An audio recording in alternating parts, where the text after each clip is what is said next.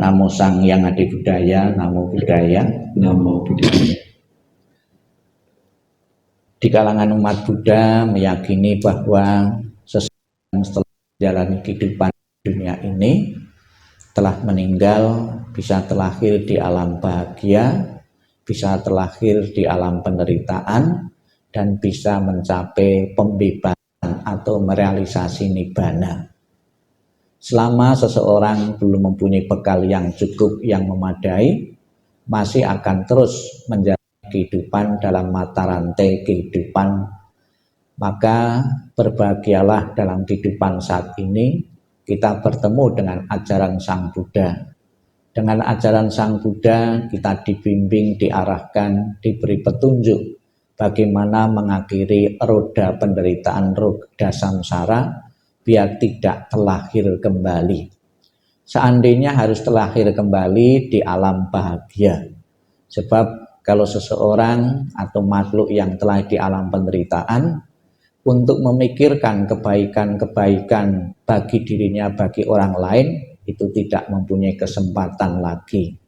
Namun bagi seseorang yang menikmati alam bahagia, peluang untuk berpikir, untuk meningkatkan kualitas kehidupan, untuk mencapai realisasi nibbana sangat memungkinkan sekali. Kemudian Bapak Ibu Saudara sekalian, kita berharap seseorang yang telah meninggal terlahir atau masuk alam surga. Berbeda dengan yang lain, pandangan yang lain, kalau seseorang mati untuk memasuki alam surga maupun alam neraka itu menunggu hari kiamat. Ya, sebelum kiamat, sebaik apapun dan sejelek apapun seseorang itu belum akan merasakan kebahagiaan surga dan penderitaan alam neraka.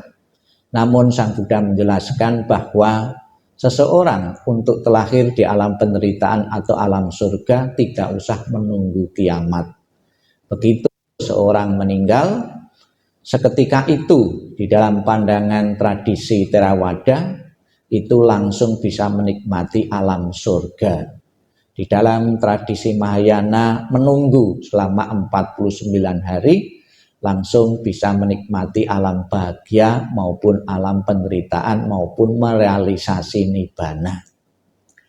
Bapak Ibu Saudara sekalian yang saya hormati, pelimpahan jasa yang kita lakukan pada hari ini yang ke-100 harinya wafatnya almarhum Bapak Aram Juli Nasli adalah antisipasi apabila arwah beliau belum menempati alam bahagia, alam penderitaan, dengan dukungan doa-doa yang kita berikan ini akan mampu membantunya arwah beliau untuk terlahir di alam bahagia.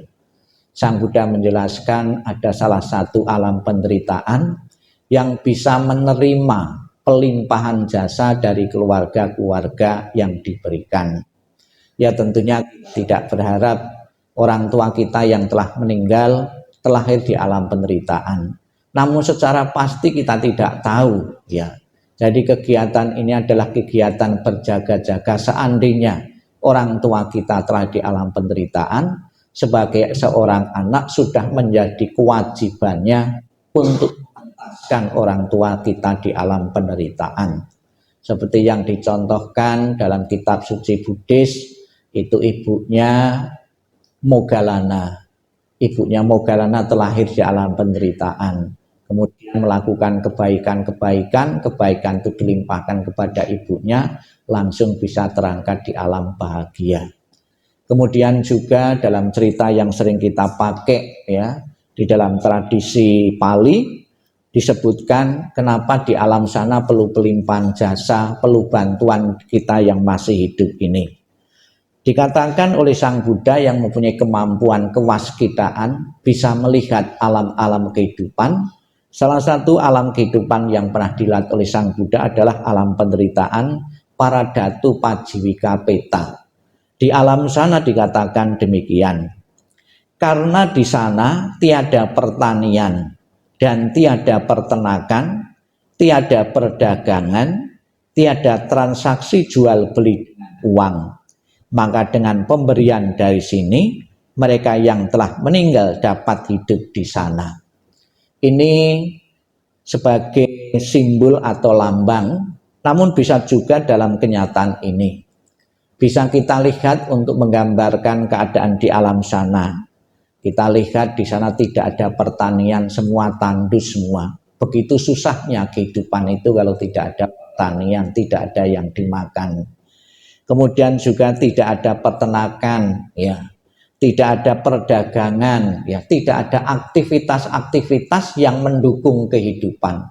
Kita bisa bayangkan begitu susahnya kehidupan di alam penderitaan itu.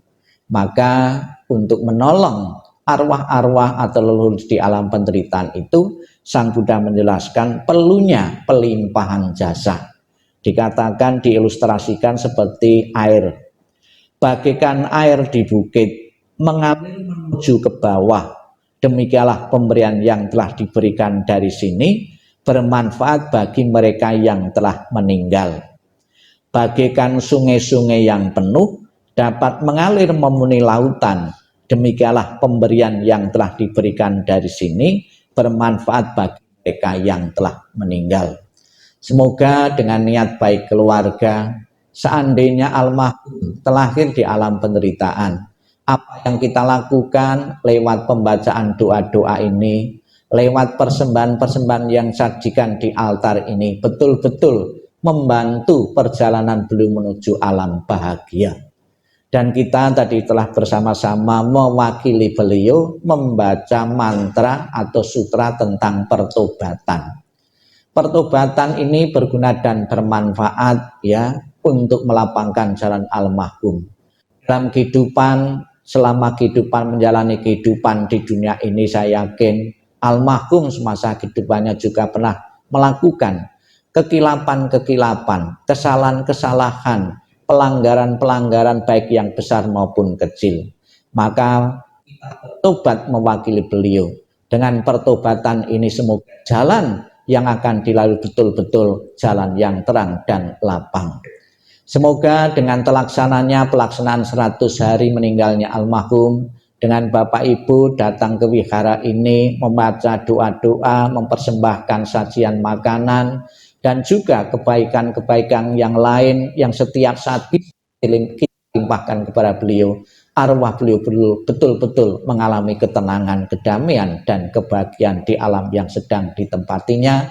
Dan setelah terlahir di alam bahagia, selalu memberikan doa restu yang ditinggalkan, untuk selalu mendapatkan kemudahan-kemudahan dalam pekerjaan, dalam bisnis, maupun keharmonisan kerukunan rumah tangga keluarga yang ditinggalkan oleh beliau. Sadu, sadu, sadu.